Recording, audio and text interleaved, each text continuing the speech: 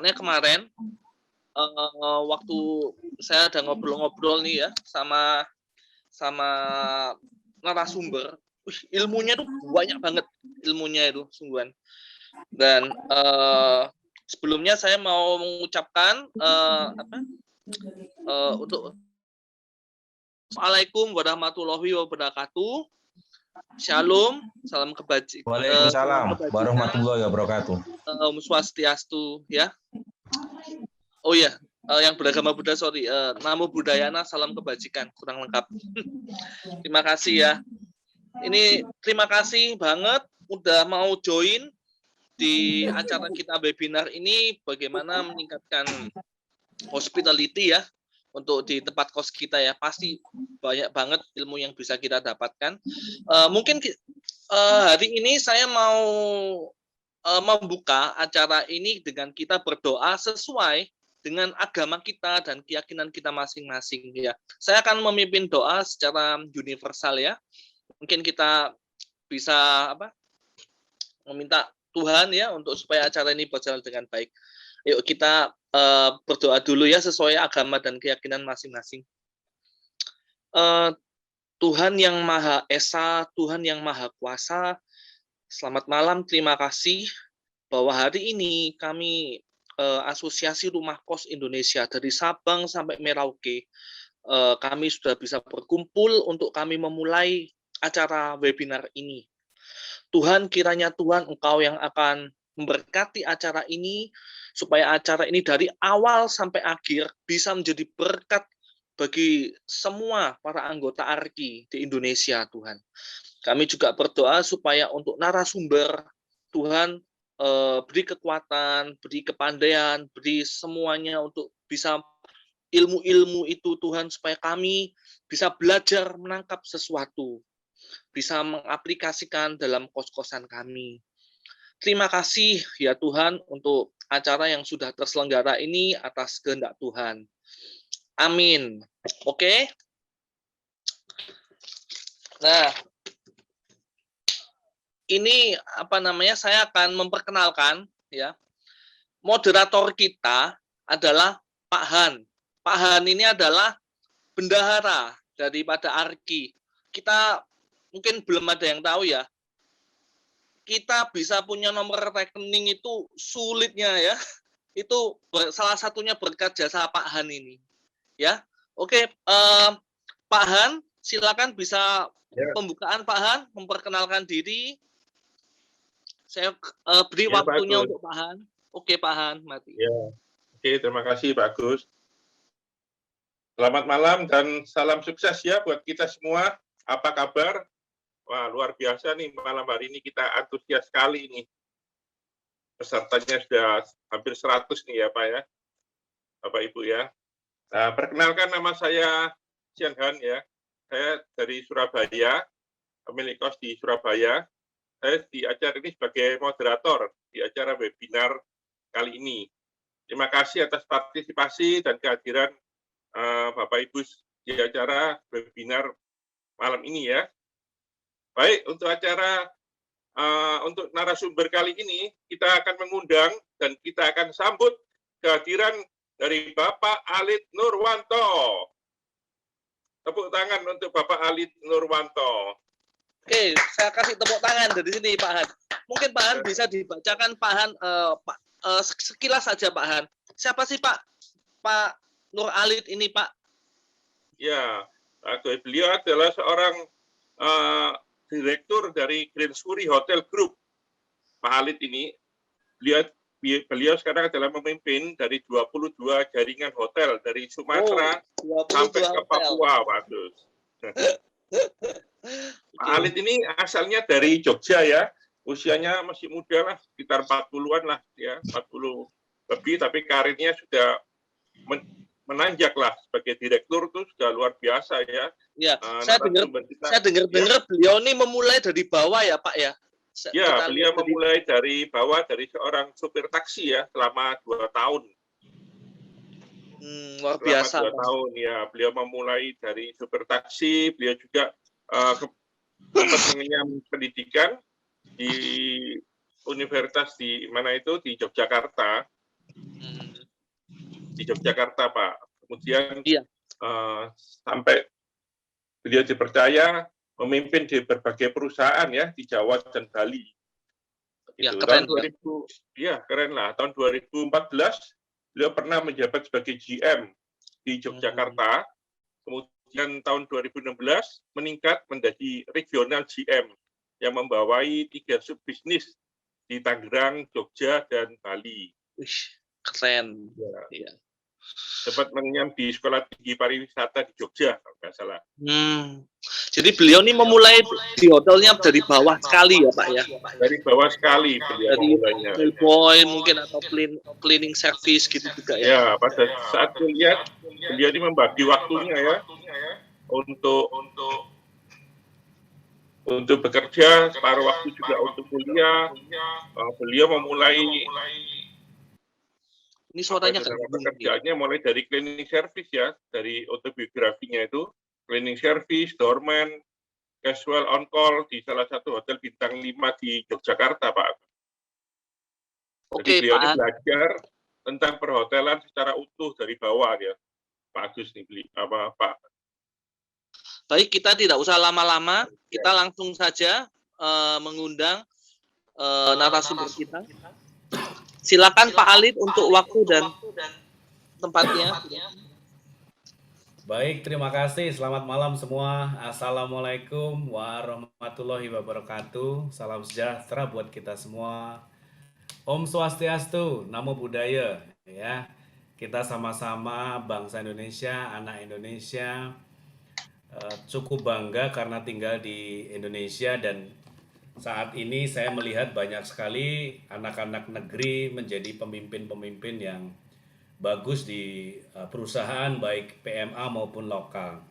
Tetapi sebenarnya malam hari ini saya lebih merinding karena saya di depan pengusaha-pengusaha kos ini. Waduh, saya boleh percaya boleh tidak. Ketika Pak Andi mengirimkan undangan buat saya sebenarnya agak sedikit minder. Kenapa? Karena saya harus berbicara di depan para pemilik atau pengelola kos-kosan. Itu jujur saya ngomong. Yang kedua, kenapa sih kok saya yang minder? Kenapa kok Pak Alidnya minder? Karena memang saya punya impian besar bahwa saya nanti pensiun dari hotel itu pengen buka kos-kosan. Ini deeply pure from my heart. Jadi benar-benar saya pengen pensiun, pengen buka kos-kosan, dan saya pengen bergabung dengan Arki. Nah, jadi karena ini saya baru tahu ternyata ada komunitas kos-kosan bernama Arki. Mohon doanya, mohon supportnya juga.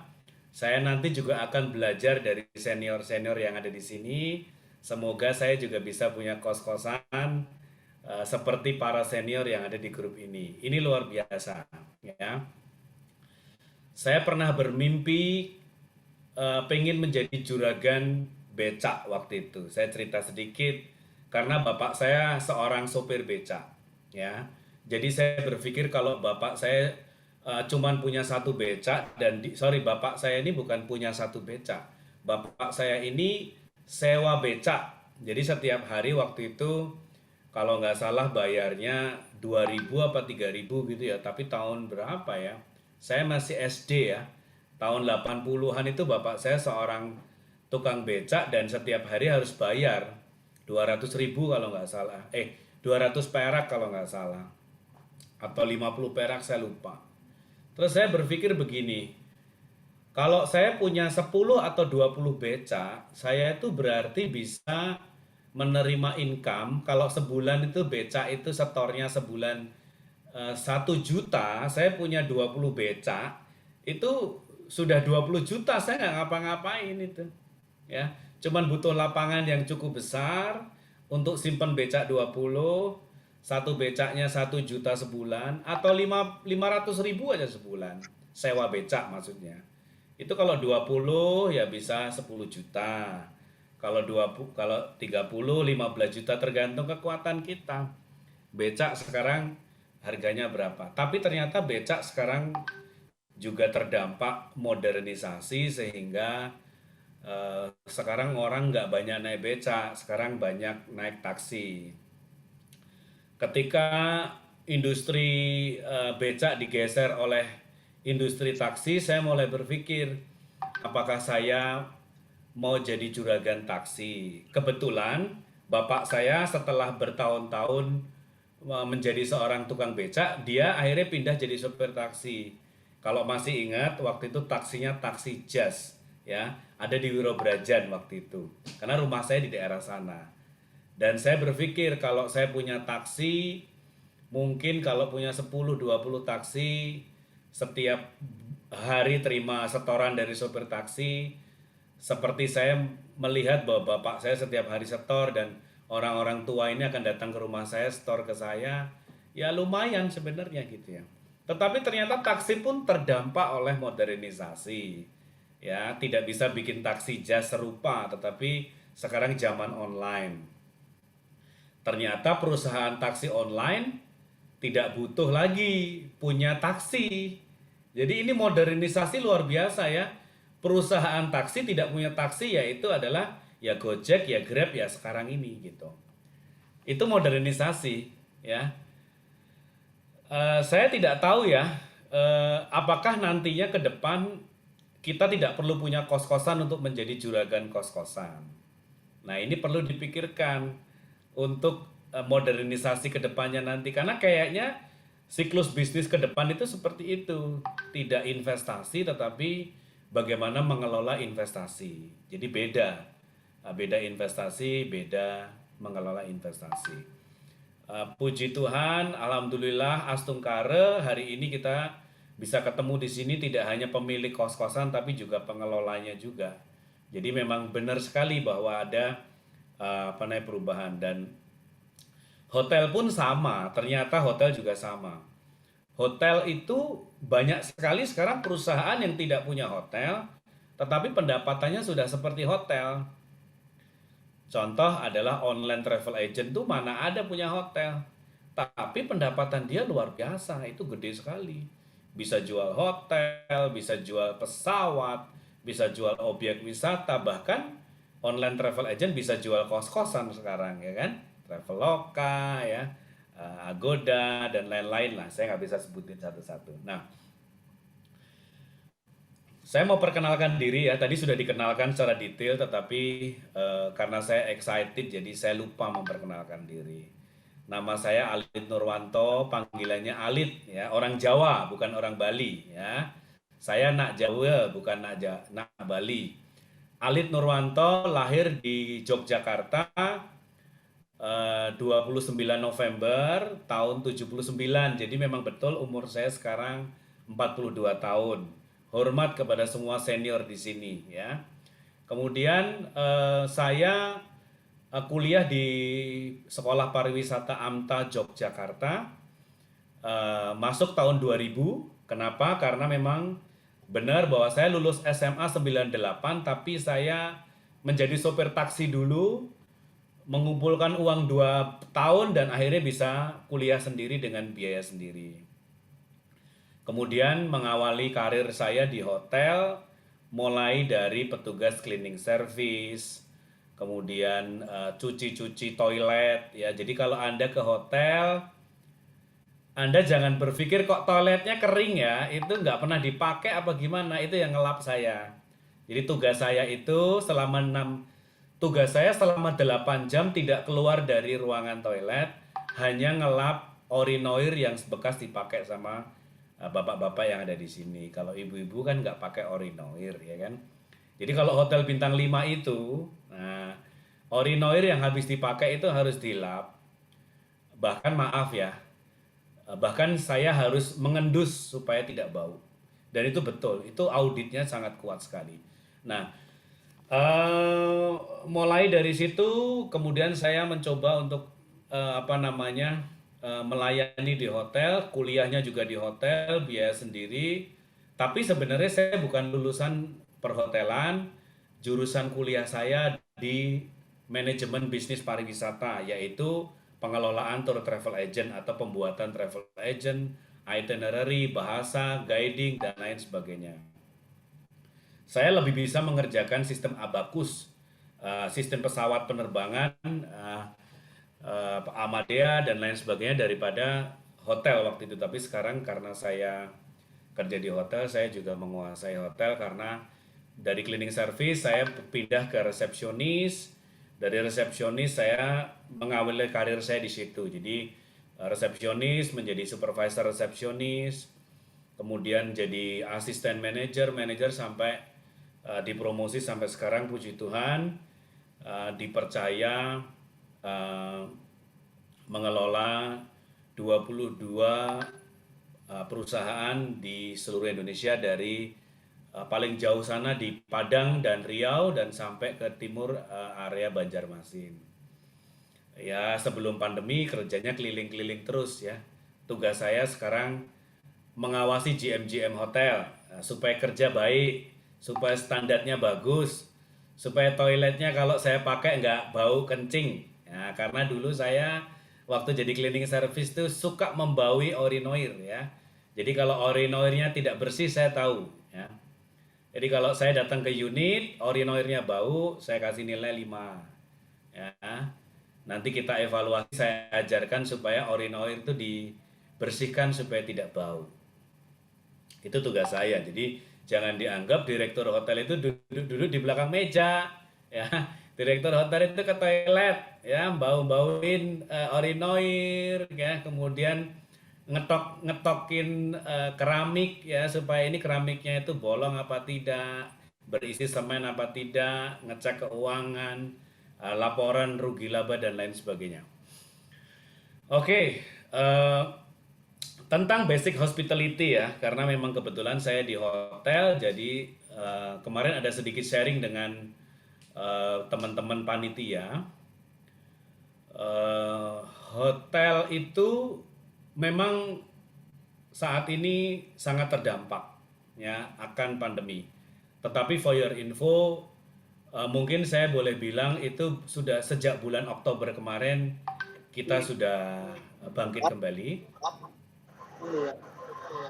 dan sudah mulai pulih kembali. Saat ini bisa mencapai 80 sampai 90% seperti sebelum pandemi kemarin. Memang tidak 100% ya. Maksudnya pencapaiannya tidak 100% seperti tahun 2019. Tetapi cepat sekali menurut saya, dari bulan April 2020 sampai Oktober 2021 atau sekitar 1,5 tahun ya, dan sekarang bisa saya bilang bisa 90% lah pulih ya. Apa korelasinya dengan kos-kosan ya? Jadi saya mau highlight dulu nih teman-teman semua di sini.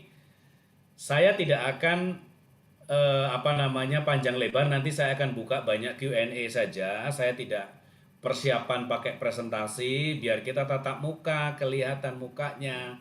Jadi biar tahu tua atau mudanya gitu loh, ya kan? Ganteng dan tidaknya, cantik dan tidaknya kelihatan. Oke. Kos-kosan ini sebenarnya menurut saya sebenarnya ancaman juga bagi industri perhotelan kalau kos-kosan bisa meningkatkan standar dan pelayanannya. Sehingga kos-kosan ini sebenarnya akan menjadi momok dan akan menjadi raksasa pembanding atau lawan yang cukup kuat untuk industri perhotelan. Tetapi memang tidak semuanya, karena kalau kita bicara kos-kosan tentunya tidak seluas hotel. Itu juga tahu secara size itu juga beda. Tetapi ya kalau hotel itu bisa meningkatkan dari sisi kebersihan ya, saya rasa itu sekarang menjadi concern utama bagi market, yaitu adalah kebersihan. Kebersihan itu related dengan kesehatan, relatednya dengan kenyamanan, relatednya dengan COVID-19. Sekarang ini hotel itu membuang duitnya untuk melakukan disinfeksi di mana-mana, karyawan di di antigen 2 minggu sekali, ya beberapa hotel seperti itu. Nah, kalau kos-kosan bisa meningkatkan di area kebersihan saja, satu area saja, saya rasa ini akan menjadi satu peluang yang sangat besar untuk bisnis kos-kosan. sekali lagi saya tidak akan membawa ini sebagai sebuah doktrin atau diikuti, tetapi tolong ambil saja standar yang bisa diambil saja dan bisa diaplikasikan ke teman-teman yang punya kos-kosan ya. Saya akan mulai dengan cerita bahwa kami punya 100 kamar dan saya mendapatkan informasi bahwa tamu-tamu long stay hotel kami itu sekarang beberapa sudah pindah ke kos-kosan. Kenapa? Karena selain mereka melakukan efisiensi, kos-kosan lebih tidak ribet dibandingkan hotel. Dari situ saya membuat sebuah analisa bahwa ternyata kos-kosan ini sangat bisa mempengaruhi industri hotel. Kebetulan saya ini di area marketing. Jadi kebersihan, pemasaran, penjualan, marketing saya pegang semua. Dan saya cukup kaget kenapa hotel sekelas bintang 4 bisa kalah dengan kos-kosan di Kota Duri. Kenapa? Setelah saya analisa ternyata tidak ada hotel lain. Pilihannya hanya Hotel Melati di sana. Nah, ternyata pasar di sana itu membandingkan antara kos-kosan yang ada di sana dengan Hotel Melati lebih bagus kos-kosan. Sehingga kalau orang-orang sudah mau efisiensi, nggak perlu ke Hotel Melati, tapi ke hotel kos-kosan yang bersih, ada wifi, bisa work from home, semuanya oke, sehingga market kami ada keambil. Akhirnya kita mencari cara mengganti market yang lain sehingga kami bisa survive sampai hari ini. Puji Tuhan, kita bisa mendapatkan penggantinya dari yang lain. Tetapi tolong ditangkap tadi bahwa ada market yang lepas masuk ke kos-kosan. Itu kenapa saya pengen punya kos-kosan kalau perlu di daerah-daerah kecil seperti itu. Karena saya punya ilmu hotel, kos-kosan saya bikin hotel, harganya harga kos, fasilitasnya fasilitas hotel, kebersihan hotel, cara marketingnya marketing hotel, spraynya saya ganti seperti orang hotel mengganti spray. Ini nanti saya akan sharing kuncinya. Saya yakin kos-kosan saya akan laku. Karena basic need daripada tamu sebenarnya bukan gym, bukan kolam renang, ya bukan restoran yang besar, ya. Basic need daripada orang yang menginap di sebuah akomodasi adalah kebersihan dan kenyamanan tempat tinggal. Dan itu sudah dimiliki oleh bapak-bapak dan ibu yang ada di sini. Apakah bapak dan ibu semuanya menangkap apa yang saya sampaikan ini, bahwa basic daripada kebutuhan orang yang menginap di sebuah akomodasi sebenarnya hanya kebersihan saja. Apalagi sejak ada COVID-19. Orang cuma butuh yang bersih dan yang membuat saya tidak tertular. Karena banyak sekali penularan sekarang di hotel.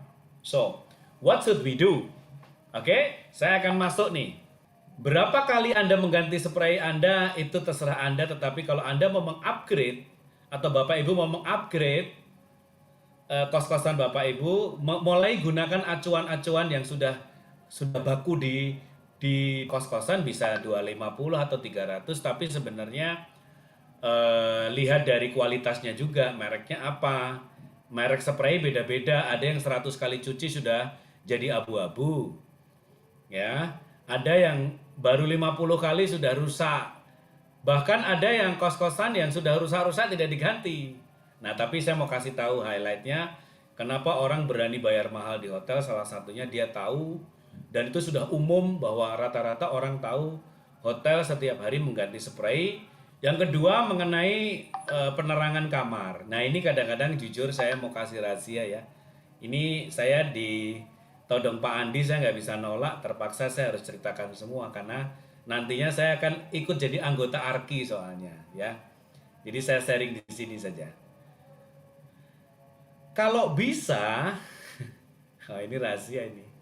Kalau bisa lampu kamarnya jangan pakai yang putih, yang daylight jangan. Itu membuat mata capek dan tidak nyaman. Tolong kasih tahu saya hotel mana yang kamarnya menggunakan lampu putih warnanya. Apalagi pakai neon. Coba silahkan buka mic-nya, nginep di hotel bintang berapa, lampunya kuning atau kuning. Sorry, putih atau warm white, coba. Tidak ada hotel berbintang manapun menggunakan lampunya putih. Kenapa? Tidak ada mall yang lampunya warna putih, sadar apa tidak? Itu semuanya warm white.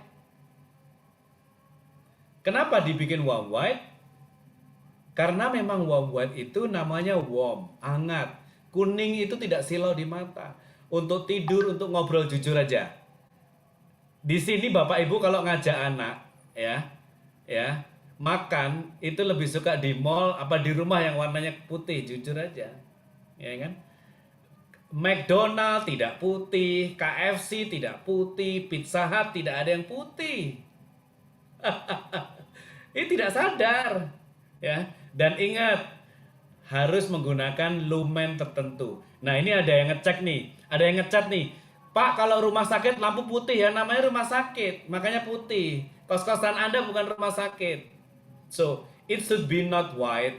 Ya, itu dari saya, dari sisi hotel, ya. But if your business it's like hospital, you can allow to use a white lamp. It's okay, fine. No worries. Ya. Jadi itu penting. Kemudian yang terakhir adalah beli lampu dengan lumen tertentu. Nah, tolong cari saja di Google, lampunya warm white, lumennya berapa yang nyaman di mata, ya kan? Lumennya penting sekali, ya karena lumen itu juga nantinya berhubungan dengan berapa jam harus diganti. Jadi jangan ganti lampu sebelum putus. Jadi kalau lumennya 5.000 berarti 5.000 jam, lumennya 2.000 jam. Jangan tunggu 10.000 baru diganti, itu sudah di mata nggak enak. Makanya orang pindah kos. Jadi maksudnya begini, kalau Anda masuk ke hotel, begitu buka kamar itu langsung wow, lihat spraynya putih, wow enak gitu, TV-nya nyala, lampunya tuh warm white, ya tidak ada yang putih. Ya, ini Bro Kristianto tanya, Pak Ale tahu lumen dari mana ya? Ada itu tulisannya dari boxnya, ya, dari boxnya ada, ya. Kalau anak kos itu ngekos Pak, apakah perlu lampu kuning, maksudnya lampu warm white dengan lumen tertentu ya? Perlu, malah justru dia biar belajarnya lebih pinter. Jadi bilang begini, kalau Anda ngekos di sini, Anda bisa pinter karena belajarnya lebih lama. Kalau pakai neon putih, belajarnya tuh nggak bisa lama, sakit mata. Nah ini bercanda, tetapi menurut saya betul bahwa lampu itu coba ganti deh lampu kamarnya ya, supaya lebih baik. Oke, ini ada yang ngecat lagi nih, Pak Nawir ya. Jangan samakan hotel sama kos-kosan, Pak. Setuju. Saya hanya memberikan sebuah gambaran.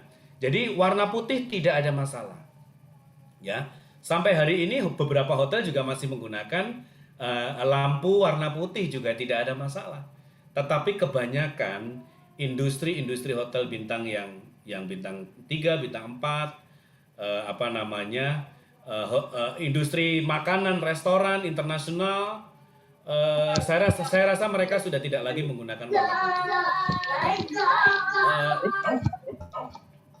Hari ini saya tidak berbicara mengenai warna. Hari ini saya berbicara standar supaya tidak ada menjadi polemik bahwa warna putih atau kuning itu salah atau betul tidak. Tapi ini menurut kenyamanan banyak orang.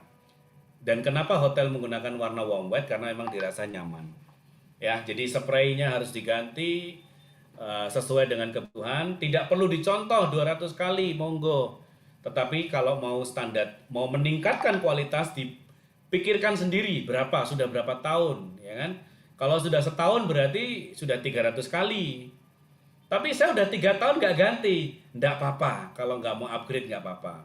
Tapi kalau mau upgrade mulai dipikirkan. Dari sisi keuangannya nanti saya akan masuk. Bagaimana kita replacement tanpa mengurangi profit owner? Ya, bagaimana kita replacement tanpa menambah investasi? Ya, itu ada caranya juga. Oke. Warna spraynya putih, lampunya warm white, ya.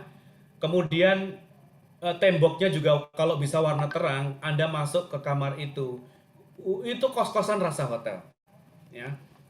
Kemudian tekanan air. Tekanan air ini juga perlu kita pikirkan. Ada orang bilang begini, sekarang ini sudah nggak zaman shower, tapi zamannya rain shower katanya, ya kan? Apa itu rain shower? Rain shower itu menggunakan seperti kepala begini dan airnya jatuh. Kalau shower itu kan kepalanya begini dan jatuhnya miring begitu ya. Kalau rain shower jatuhnya agak lurus ke bawah, ya. Apa bedanya air miring jatuh miring dengan air lurus? Tentunya lebih cepat air jatuh lurus ke bawah. Namanya rain shower. So what I'm trying to say adalah apa? Bahwa ternyata tamu itu atau manusia itu lebih suka dapat air dengan tekanan tinggi. So please double check airnya di tempat Bapak Ibu. Apakah airnya benar-benar memuaskan apa tidak untuk mandi. So ini bukan sebuah standar, tetapi kalau di hotel itu standar. Saya punya alat ukur untuk mengukur kekuatan bar air di kamar mandi hotel. Ya. Kemudian tekanan air, kemudian pH air, kemudian BOD air, semuanya kita cek semua, zat besinya kita cek semua. Dan itu kita laporkan 6 bulan sekali ke Dinas Kesehatan. Jadi maintain air di hotel, selain tekanan yang cukup, itu adalah kandungan zat air di dalamnya. Tidak boleh lebih tinggi dari sekian dan sekian dan sekian. Saya tidak bisa share detail di sini. Tetapi perlu diketahui saja bahwa upgradingnya mau di level mana, silahkan. Saya memberikan sebuah gambaran. So, kalau Anda tadi dikatakan bahwa, oh iya ya benar ya, bisnis kos-kosan bisa menyaingi hotel. Iya, untuk saat ini tentunya hotel-hotel kelas Melati yang tidak memperhatikan yang saya sampaikan ini. Kalau Hotel Melati tidak memperhatikan apa yang saya sampaikan ini, akan tergerus bisnisnya dengan kos-kosan yang ada. Bayangkan kalau kos-kosan itu memperhatikan apa yang saya bilang ini, tidak harus diikuti, minimal mendekati saja, itu akan pindah itu tamunya. So, bicara pindah dan tidak itu adalah upgrading Anda. Seberapa banyak atau seberapa kuat kita bisa mengupgrade kita punya fasilitas. Oke, next ya. Jadi lampu, warna spray, warna tembok, tekanan air itu perlu diperhatikan. Ya. Tentunya kalau sudah bicara spray, bicara handuk juga. Ini kita bicara kos-kosan elit ya, tapi kalau kos-kosan yang tidak ada handuknya saya tidak tahu, tetapi kalau kos-kosan elit ya tentunya ada handuknya. So, you have to be ready complete with the amenities ya, in the room. Oke. Kemudian next ya. Yang disampaikan Pak Alit itu ternyata ribet ya, ternyata hotel itu ribet. Iya, memang di hotel itu ribet ya. TV-nya kita tidak menggunakan free to air tetapi menggunakan TV kabel. Oke. Kemudian ceiling kamar. Nah, ini penting sekali. Ceiling kamar yang dipakai untuk kos-kosan. Kebetulan salah satu keluarga saya ada punya kos di daerah Ngampilan ke utara, itu daerah mana ya? Aku lupa ya. Daerah mana tuh? Jagalan ya, Jagalan ya. Dia ngomong gini, Mas Alit saya mau tanya, saya punya kos-kosan, saya mau bikin seperti hotel, caranya gimana, ya kan? Saya bilang bisa, nanti saya akan bantu dari awal. Dia bilang gini, tapi udah jadi Mas, udah gini, intinya udah jadi, baru mau nanya ke saya.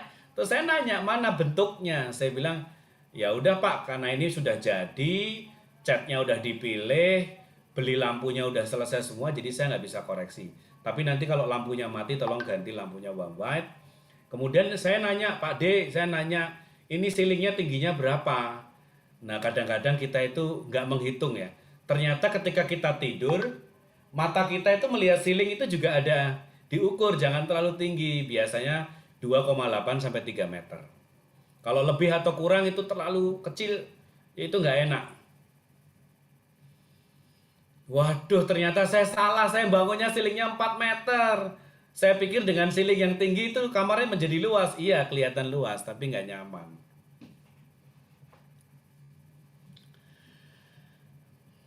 Ya, luar biasa ya. Jadi kalau sudah bikin ceiling nggak apa-apa. Tapi next kalau bikin kos-kosan lagi, pikirkan. Yang saya sampaikan ini kalau mau upgrade.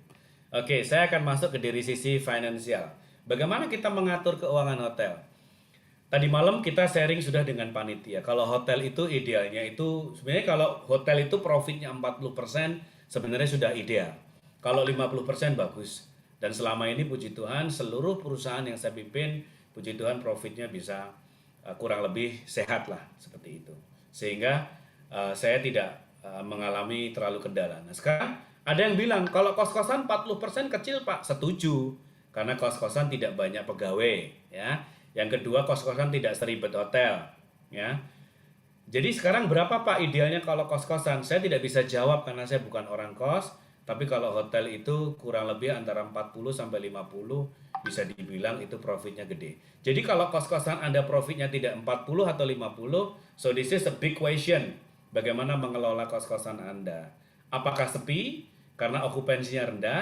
Apa karena biayanya terlalu besar? Silahkan dicek keuangan Anda. Dari sisi profit kita bisa menyisihkan sekian persen, terserah berapa karena kita ownernya. Kalau di hotel ada sekian persen untuk setiap bulan itu dicadangkan atau diakrutkan untuk nanti di tahun kedua itu beli spray baru, gelas baru, piring baru. Kita sebut dengan dana loss and break. So itu tidak mengurangi sebenarnya. Jadi kalau kemarin Bu Iren bilang, oh profit saya sekitar 60-70 misalnya, sisihkan 3-4%, 5% setiap bulan. Misalnya, ini cuma contoh ya kan. Oh profit saya 90 misalnya gitu ya kan. Ya cadangannya silahkan. Atau misalnya di sini ada Pak Andi, oh profit saya 90% Pak. Ya enggak apa-apa, silahkan. Saya tidak bicara profit, tapi saya bicara cadangan. Cadangkan ya untuk loss and breakage atau untuk biaya replacement ya. Itu antara 2 sampai 5% per bulan dari profit.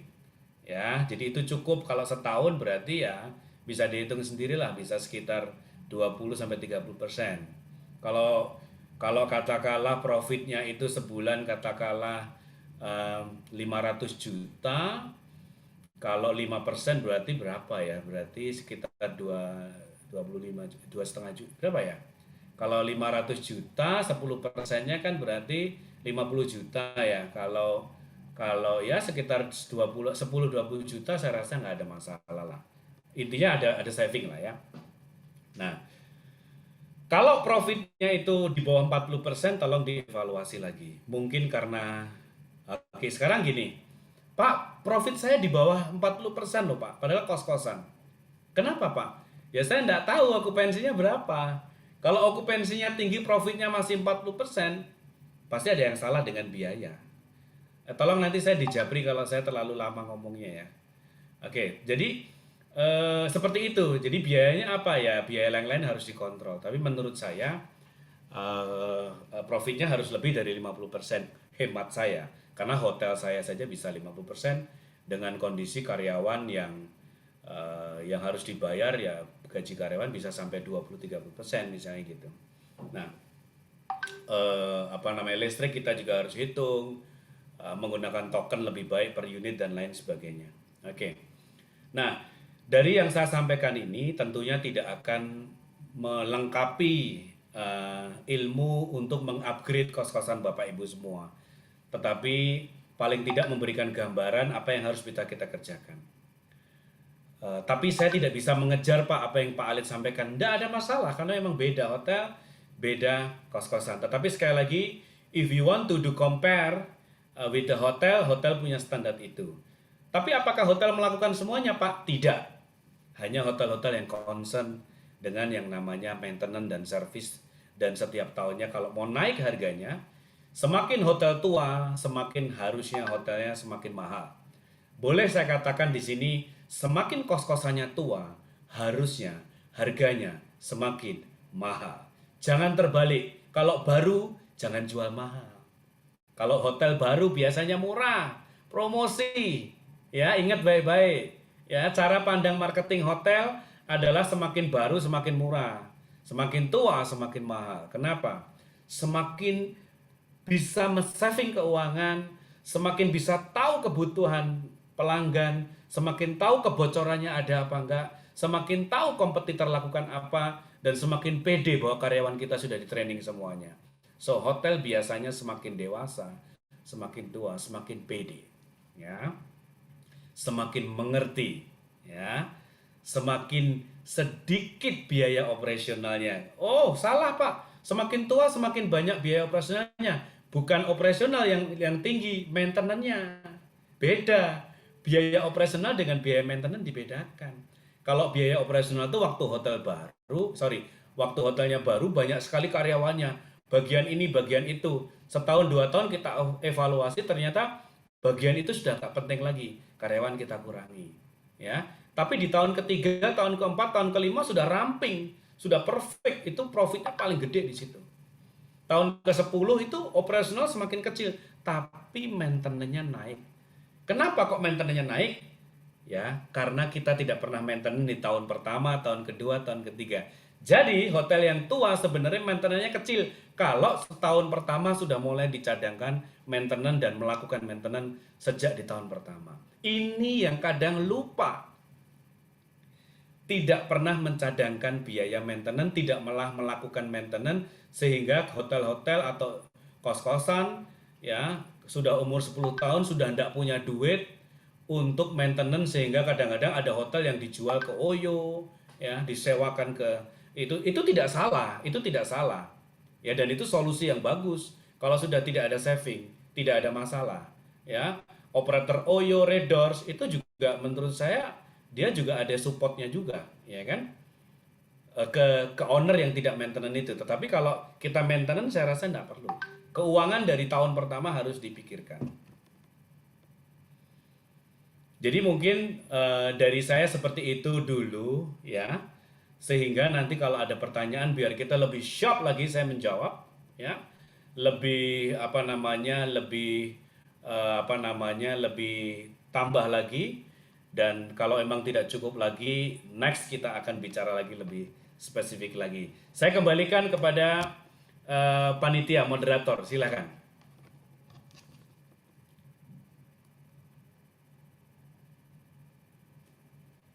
Ya, Pak Han.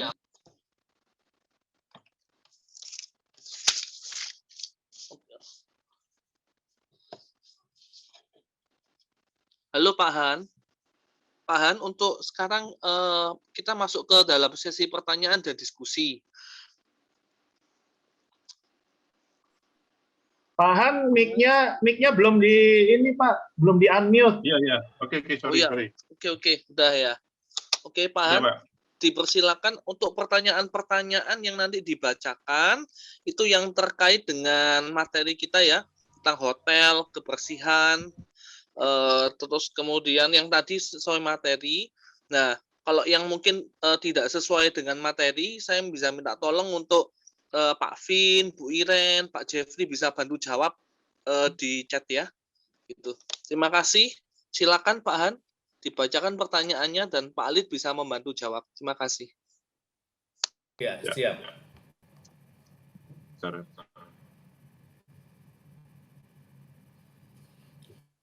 Ini sebenarnya di kolom chat banyak sekali pertanyaan ini. Atau mulai dari situ atau live pertanyaan kira-kira, Pak Moderator. Oke, kita mulai dari chat, Pak. Supaya lebih terstruktur. Nah, Pak Alit bisa bantu Pak Han juga. Oke, dari yang pertama ya, sebentar ya, saya scroll up dulu ya. Banyak sekali, ini luar biasa ya. Saya ikut Zoom di beberapa seminar, ini kayaknya paling banyak ini pertanyaan ini. Ya inilah makanya tadi dari awal saya minder ini ya, luar biasa ya. Oke, mohon maaf, oke suaranya, oke sebentar ya, tetap prokes, oke, ke bawah lagi. Bagaimana kiat-kiat, ini pertanyaan dari Pak Yoga Prianto ini pertama kali. Thank you ya Pak, jam 7.22 Bapak mengirimkan pertanyaan. Bagaimanakah kiat kos-kosan menghadapi tekanan dari lawan seperti apartemen murah dan lain-lain ya kan? Nah, Pak Yoga, ini dia bilang bisa jelaskan nggak bagaimana langkah-langkah mendirikan travel agent online seperti Traveloka dan lain-lain. Bagaimana kiat kos-kosan menghadapi tekanan lawan? Ya, itu sebenarnya terjadi dengan hotel. Bagaimana ternyata tiba-tiba ada kos-kosan yang dijual harian dengan fasilitas elit, itu hotel juga tertekan, Pak. Ya, tetapi yang kita lakukan adalah kita tidak pernah takut dengan persaingan. Sekali lagi, boleh setuju, boleh tidak, tetapi saya punya satu quote dan kepercayaan bahwa saya tidak pernah takut dengan banyaknya kompetitor. Tetapi saya takut jika produk dan pelayanan saya menurun. Sehingga yang saya lakukan adalah, saran saya, kalau kos-kosan menghadapi tekanan dari kompetitor, perbaiki kualitasnya. Ya, dan itu memang perlu seperti apa namanya layanan dari resepsionisnya juga. Training ditingkatkan, ya. Program-program ditingkatkan lagi, sama seperti yang saya lakukan di hotel. Kemudian bisa jelaskan bagaimana langkah mendirikan travel agent online seperti Traveloka dan lain-lain. Mohon kepada Pak Yoga Prianto, lupakan saja Pak bikin itu Pak. Karena memang banyak sekali sudah bikin dan tumbang satu persatu karena tidak bisa apa namanya melawan yang sudah ada karena mereka sampai hari ini masih bakar duit. Mereka tidak profit Pak. Ya, ini saya mau kasih tahu apa adanya. Ya, mereka bisa seperti itu karena bakar duit. Ya. Kemudian kos melawan Pak Prima Zulfa, kos melawan homestay dan melawan hotel bagaimana Pak? Saya rasa tidak ada lawan melawan ya. Kos-kosan tidak akan lawan dengan homestay, homestay juga tidak akan lawan hotel kecuali memang sudah mengarah kepada fasilitas yang sama ya. Kemudian apa namanya lokasinya sama ya, karena di dalam sebuah kompetisi tentunya di dalam ring yang sama ya. Mungkin radius 10 meter, 20 meter atau 1 kilo, 3 kilo ya. Kalau lokasinya sama, fasilitasnya sama, luasan kamarnya sama, fasilitasnya sama, tentunya akan menjadi sebuah persaingan. Selama itu berbeda, tidak akan jadi persaingan. Jadi kalau saya, di samping saya ada kos-kosan, tentunya saya tidak akan pernah takut karena memang saya itu beda dengan kos-kosan. Kalau saya punya kos-kosan, di samping saya ada homestay, saya tahu apa yang tidak bisa dilakukan homestay dan apa yang dilakukan oleh kos-kosan itu bisa dan apa yang tidak bisa dilakukan itu. So, temukan cara supaya kompetitor tidak bisa lakukan apa yang kita lakukan.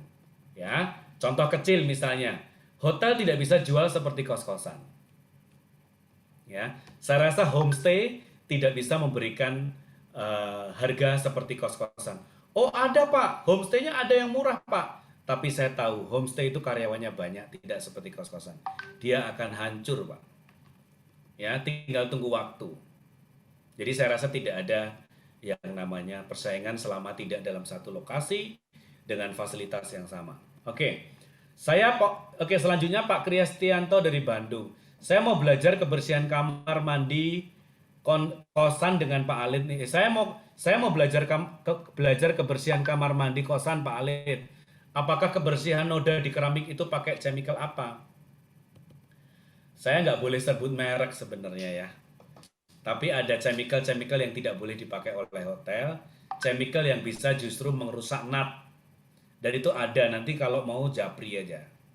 Ya, kita bikin seminar saja yang tidak direkam nanti. Ya, ada merek-merek tertentu yang saya tidak rekomen pakai, itu akan merusak nat keramik. Anda pakai sekali itu bisa bersih, 2 kali bersih. Tiba-tiba keramik di kamar mandi Bapak itu kopong bawahnya. Tidak waktu 5 tahun, 10 tahun sudah harus ganti keramik. Oke, lanjut. Pak Nikolar Saron. Boleh sharing Pak, bahan pembersihan apa saja yang diperlukan untuk membersihkan bersih maksimal. Nah, itu tadi saya bilang, sebenarnya untuk membersihkan keramik itu. Keramik itu kan ada 2 macam ya. So, we talk about tile ya. Kalau kita bicara tile atau keramik itu ada macam-macam. Ada yang sifatnya benar-benar lapisan keramik atau teflon ya. Ada yang homogeneous tile atau HT ya. Ada yang granit ya. Ada yang marmer ya kan. Ada yang banyak sekali. Sekarang kita mau yang mana tuh? Atau yang ada berpori-pori ya seperti traso ya. So apa yang kita pakai di kos-kosan, tapi rata-rata yang di kos-kosan pakai yang keramik ya, yang mulia, yang gitu mereknya. Yang lapisannya adalah cat atau teflon. Oke.